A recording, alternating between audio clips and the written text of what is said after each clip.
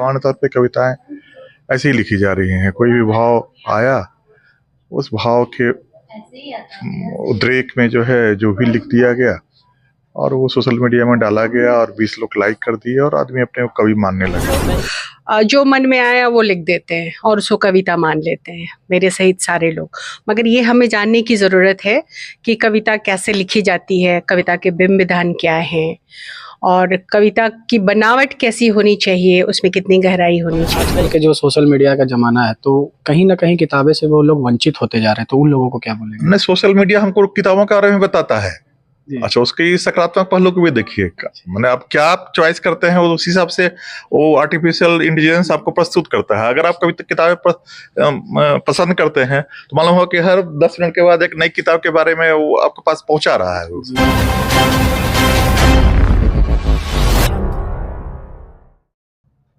प्रगतिशील लेखक संघ, शब्दकार और साहित्य कला फाउंडेशन द्वारा एक काव्य शिविर का आयोजन किया गया है। हम उनसे जुड़ेंगे और बात करेंगे क्या कुछ करना है। सर, किस उद्देश्य के साथ जो ये आयोजन किया गया है? जिस संस्थान में ये आयोजन हुआ है ना, डॉक्टर रामजल मुंडा जनजातीय कल्याण संस्थान, यहाँ पिछले 3 वर्षों से लगातार रचनात्मक कार्यशाला होती रही है और उस कार्यशाला में बड़ी उत्साह के साथ अनुवाद पर अलग से, फिल्म से अलग से, उपन्यास, कहानी, कविता पे, तो अब लगा कि नहीं, अब अलग अलग विधाओं पे बात होनी चाहिए। सामान्य बात तो हो गई कि उपन्यास भी, कहानी भी, कविता भी, लेख भी, नाटक भी, और अलग अलग विधाओं पे अलग से अगर बात नहीं होगी तो ठीक से वो विधाओं की विशेषताओं को और उसकी परंपरा से परिचित नहीं हो सकेंगे। दूसरा ये था कि जो कविता है वो रचना की सबसे सूक्ष्मतम अभिव्यक्ति है, बहुत अमूर्त अभिव्यक्ति है। मैंने वो भाव लोग के चित्रों के प्रकटीकरण है। वो अखबारी समाचारों को अतुकांत में लिख के कविता के रूप में छपाने का नहीं है कि कुछ भी पढ़े और आपके मन में कुछ भी विचार आया, विकार आया, उसको आप प्रकट कर दिए। कविता नहीं है। लेकिन सामान्य तौर पे कविताएं ऐसे ही लिखी जा रही हैं। कोई भी भाव आया, उस भाव के उद्रेक में जो है जो भी लिख दिया गया और वो सोशल मीडिया में डाला गया और 20 लोग लाइक कर दिए और आदमी अपने को कवि मानने लगा। इतनी आसान नहीं है कविता। और जिस भाषा में आप कलम उठाते हैं ना, तो उसकी परंपरा से आप जुड़ते हैं। आप एक बड़े बट वृक्ष के एक छोटे से पत्ते के तौर पे, नया वाला लाल रंग के पत्ते के तौर पे आप कोपल के रूप में आते हैं, तो कोपल को मालूम होना चाहिए कि हमारी जड़ें कहाँ हैं, जिस वृक्ष के हम हिस्सा हैं उस वृक्ष का इतिहास कहाँ है। तो भारतीय काव्य शास्त्र की परंपरा में अगर जाएंगे, नाट्यशास्त्र के भरत मुनि, आचार्य भरत मुनि को, तो ईसा से 200 साल पहले उनका जन्म होता है। और ईसा से 200 साल पहले से नाट्यशास्त्र लेके आचार्य जगन्नाथ 17वीं शताब्दी में यहाँ तक काव्य शास्त्र की परंपरा चलती है। और कई तरह के संप्रदाय हैं वहाँ। रस है, रस संप्रदाय है, तो अलंकार संप्रदाय है, तो वक्रोक्ति है, तो ध्वनि है। और जो अद्भुत आचार्य आपके यहाँ हुए हैं, आनंदवर्धन हो, अनुभव गुप्त हो, भट्टलोलक हो, भामा हो, दंडी हो, हम इनसे परिचित ही नहीं होते हैं। हम जानते भी नहीं है कि हमारे यहाँ हमारे आचार्यों ने, हमारे ही पुरखों ने कविता के संदर्भ में कैसी कैसी कल्पनाएं और किस किस्म के सिद्धांत दिए हैं। तो आप बिना सिद्धांतों को जाने, हमारे आधुनिक हिंदी कविता में जो कालजयी रचनाएं हैं, चाहे कामायनी हो, चाहे राम की शक्ति पूजा हो, या सरोज स्मृति हो, या असाध्य वीणा हो, या अंधेरे में हो, या शमशेर जैसा अनोखा कवि हो, या सविता सिंह और अनामिका जैसी कवित्रियां हो, या फिर आदिवासी कविता के एक अलग रंग हो वहाँ पर, बैजनी रंग का, जहाँ ग्रेस कुजूर और उसके पहले मतलब प्यारा क्रिकेटा 30-40 से कविताएं लिखी जा रही हों, तो हम उससे परिचित नहीं। दलित कविता का अपना रूप है, स्त्री कविता का अपना बड़ा वितान है पिछले 100 सालों का। तो जब तक इस इतिहास को, इस परंपरा को और इन कविताओं से वाकिफ नहीं होते हैं, तो आप में प्रतिभा है, आपके पास शब्द सामर्थ्य है, आपके पास कल्पना है, आपके पास बिंब है, उसके लिए बहुत ही शुभकामना है। लेकिन पहले क्या कहा गया, पहले क्यों कहा गया और उसकी परंपरा क्या है, उससे परिचित होकर जब आप लिखेंगे तो बड़ी मजबूती पाएंगे। और तब आपको लगेगा कि हाँ, कविता क्या है। वो तात्कालिक भाव में जाकर और उसके उद्रेक में आके वो उद्वेलित होके कुछ भी लिख देना वो कविता नहीं है। तो सर पिछले जो कविताएं थे, कवि थे, लेखक थे और अभी वर्तमान के जो नए नए कवि हैं जो लिख रहे हैं, तो वो क्या बहुत फर्क है? क्योंकि आप तो जैसा आपने कहा कि सोशल नहीं, मीडिया देखिए, पे जो भी खूबसूरत या श्रेष्ठ रचना होगी, श्रेष्ठ रचना होगी और सबसे अलग होगी कि हर इंसान दूसरे से अलग होता है। उसका भाव लोग, उसका अनुभव लोग, उसका जन्म, उसकी पूरी, उसके आसपास का परिवेश सब भिन्न होता है। एक जुड़े हुए भाइयों में भी अलग अलग अगर पढ़ाई किया, वहाँ कॉलेज यूनिवर्सिटी में उसको जो इन्वायरमेंट मिला, तो उसका अलग पर्सनालिटी डेवलप करेगी। तो कभी हम तुलना नहीं कर सकते हैं, लेकिन कुछ कालजयी रचनाएं अगर हैं तो क्यों हैं, जी क्यों हम याद कर रहे हैं 100 साल 200 साल के पास, या ईसा से 200 साल पहले भरत मुनि के नाट्य शास्त्र को अभी राधा वल्लभ त्रिपाठी ने पूरा जीवन लगा के उसका अनुवाद अभी लाया है। उसमें 30-40 साल लगा है उसको अनुवाद करने में। तो क्यों ईसा से 200 साल पहले के नाट्य शास्त्र पे, उसके रस सिद्धांत पे आज भी हमको उद्वेलित कर रहा है हमारे बड़े चिंतकों को? तो कुछ तो बात उसमें होगी। कामायनी अगर अंग्रेजी में लिखी गई होती तो हो सकता था कि गीतांजलि के बदले में उसको नोबेल मिल जाता, जो उसकी ऊंचाई है। या जो दीर्घ कविताएं हमारी हैं, जो हिंदी की लंबी कविताएं हैं, उसको एक पार्ट में आप समझ ही नहीं सकते हैं। उसको सैकड़ों पाठ करने को 10-12 पाठ कीजिएगा और उस पर जो चीजें लिख, तो क्यों कालजयी है वो, क्यों इतनी महान कोई भी कविता है?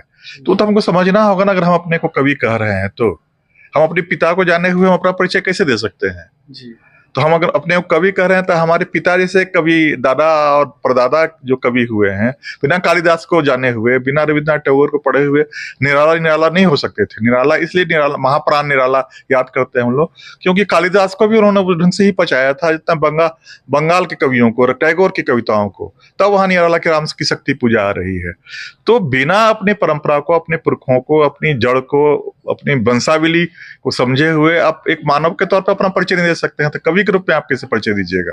जी सर, आज के युवाओं को आप क्या संदेश देंगे? तो ये तो युवाओं के संदेश के लिए तो 3 दिन किया जा रहा है कि भाई समझिए, पढ़िए, और नहीं पढ़ पा रहे हैं तो क्या पढ़ना चाहिए और क्यों पढ़ना चाहिए, उसको 3 दिन बैठ के, लोग हैं भी 70-72 लोग भी अगर सुन रहे हैं आज के दिन में कविता के बारे में, तो बहुत बड़ी बात है। सर आजकल के जो सोशल मीडिया का जमाना है, तो कहीं ना कहीं किताबें से वो लोग वंचित होते जा रहे हैं, तो उन लोगों को क्या बोलेंगे? नहीं, सोशल मीडिया हमको किताबों के बारे में बताता है। अच्छा, उसके सकारात्मक पहलू को भी देखिए। मैंने आप क्या आप चॉइस करते हैं, उस हिसाब से वो आर्टिफिशियल इंटेलिजेंस आपको प्रस्तुत करता है। अगर आप कविता किताबें पसंद करते हैं तो मालूम हो कि हर 10 मिनट के बाद एक नई किताब के बारे में वो आपके पास पहुंचा रहा है। तो उसके वही पहलू हैं। अगर अच्छी कविताएं आएंगी, अब अगर आप जाइए यूट्यूब पर तो आप अंधेरे में का पाठ वहां सुन सकते हैं, असाध्य विना का पाठ वहां सुन सकते हैं, कामायनी आपको वहां व्याख्या करते हुए वहां अध्यापिकाएं मिलेंगी। तो उसका वो पहलू भी तो है, उस पर भी ध्यान देना चाहिए ना। तो अभी हमारे साथ और भी लोग जुड़ रहे हैं, जानेंगे। मैम, ये जो करवा रहे हैं, संयुक्त आयोजन करवाया गया है, तो किन उद्देश्य के साथ किया गया, क्या असर पड़ेगा लोगों पे? हमारा तो यही उद्देश्य है कि कविता क्या है, कविता कैसी लिखनी चाहिए, हमारे पुरखे जो लिखते आए हैं उनकी क्या विशेषता है, ये आज के लोगों को, बच्चों को, इनफैक्ट हम सबको पढ़ना चाहिए और जानना चाहिए, क्योंकि ये पता नहीं चलता है। हम लोग जो मन में आया वो लिख देते हैं और उसको कविता मान लेते हैं, मेरे सहित सारे लोग। मगर ये हमें जानने की ज़रूरत है कि कविता कैसे लिखी जाती है, कविता के बिंब विधान क्या हैं, और कविता की बनावट कैसी होनी चाहिए, उसमें कितनी गहराई होनी चाहिए, और हमारे जो बड़े पुरखे जो लिख के गए हैं उनमें ऐसी क्या विशेषता है कि उनको कालजयी बना रही है।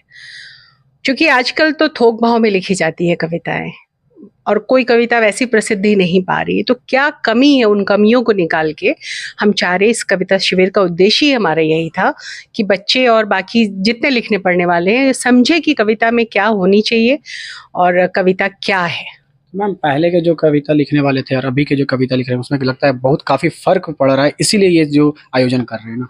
हाँ बिल्कुल, बहुत फ़र्क पड़ रहा है। और पहले मतलब आजकल मुझे लगता है कि रेडी टू ईट जैसे फास्ट फूड का ज़माना है, वैसे आजकल के लोग कविताएं भी वैसे ही लिखते हैं कि बस जो मन में आया, सोशल मीडिया है ही, 4 लाइन लिख दी और बन गए कवि। मगर उसके लिए कितनी मेहनत, कितना समय। हमारे साहित्यकार जो आए थे उन्होंने बताया कि एक कविता लिखने में उन्हें 20 वर्ष का समय लगा। उन 20 वर्षों में जाके एक कविता मुकम्मल होती है, और हम 20 मिनट में चाहते हैं कि एक कविता लिख दें। मैम, जो आजकल 2 मिनट की मैगी की तरह तैयार करे कविता, उन लोगों को क्या संदेश देंगे कि किस तरीके से होता है? देखिए, हमारा तो कहना है कि सबसे पहले आप पढ़िए, अपने जो हमारे जो देश के विदेश के जितने भी लेखक हैं, जितने कवि हैं, आप पहले उनको पढ़िए कि उन्होंने क्या लिखा है, ऐसा क्या है उनमें, उस चीज को पहले समझिए। अध्ययन से बच के कहीं कोई कुछ नहीं हो सकता। फौरी तौर पे आप एक कुछ लाइन लिख के एक हिट हो सकते, पर उसकी कितने दिनों की उसकी जिंदगी होगी, 4 दिनों की जिंदगी होगी, वो खत्म हो जाएगी। हम लोग अभी मुक्तिबोध को इतने सालों से पढ़ रहे हैं, या निराला और अज्ञे हम लोग क्यों उदाहरण देते हैं, आज ऐसा क्यों नहीं बन पा रहा है? तो हमारा यही उद्देश्य है कि थोड़ा समझे, थोड़े अपने आप में, अपने लेखन में, अपने व्यक्तित्व में गंभीरता लाएं, अध्ययन करें, समझे और उसके बाद लिखे, मनन चिंतन मनन करके लिखें। अपना परिचय दीजिएगा। मेरा नाम रश्मि शर्मा है, मैं कहानियाँ कविताएं लिखती हूँ और फिलहाल साहित्य से जुड़ी हूँ, साहित्य सेवा कर रही हूँ, बस इतना ही परिचय। मैम, जैसा रश्मि मैम ने कहा कि पढ़े, लेकिन आजकल सोशल मीडिया ऐसा हो गया है कि लोग पढ़ने से ज़्यादा देखना ज़्यादा पसंद करते हैं, तो उन लोगों को क्या बोलेंगे?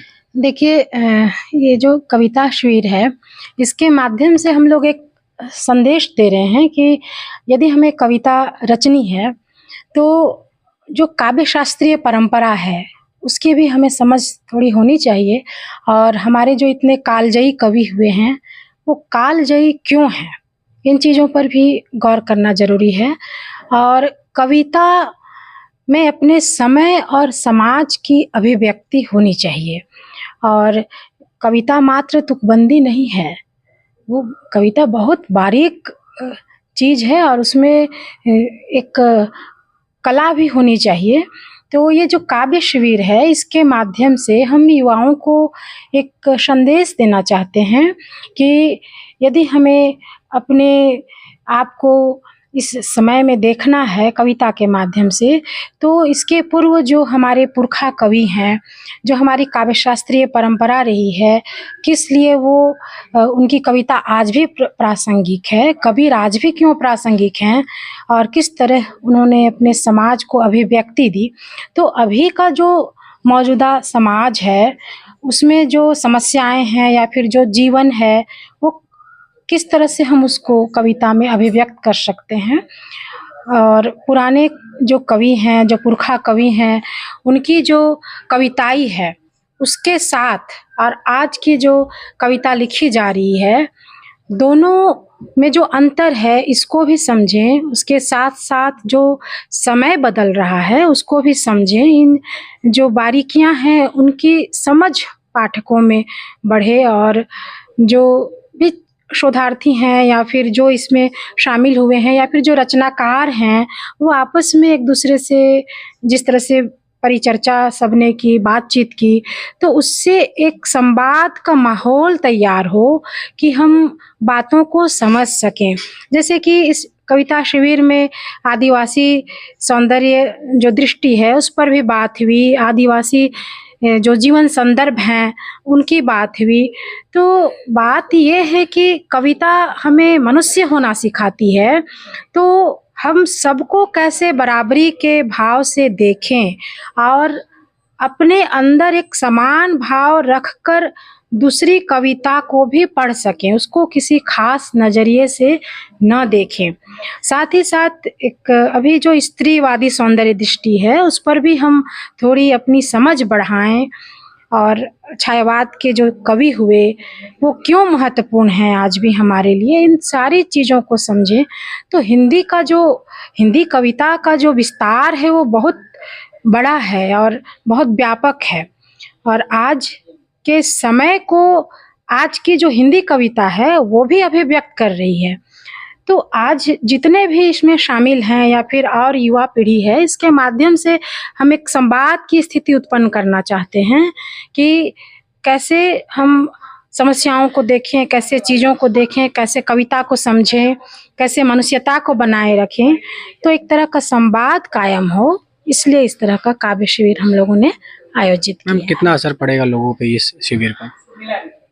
मुझे लगता है कि जो भी इसमें शामिल हुए हैं या फिर सोशल मीडिया के माध्यम से भी मुझे लग रहा है बहुत सारे लोग जुड़े हैं, क्योंकि किसी भी शिविर की एक सीमा होती है, वहाँ पर हम बहुत सारे लोगों को एक साथ जितना स्थान है उतने में ही बैठा के कर सकते हैं। लेकिन सोशल मीडिया एक प्लेटफॉर्म है जिसके माध्यम से यहाँ जितने व्याख्यान हुए या परिचर्चाएं हुई वो वहाँ तक गईं।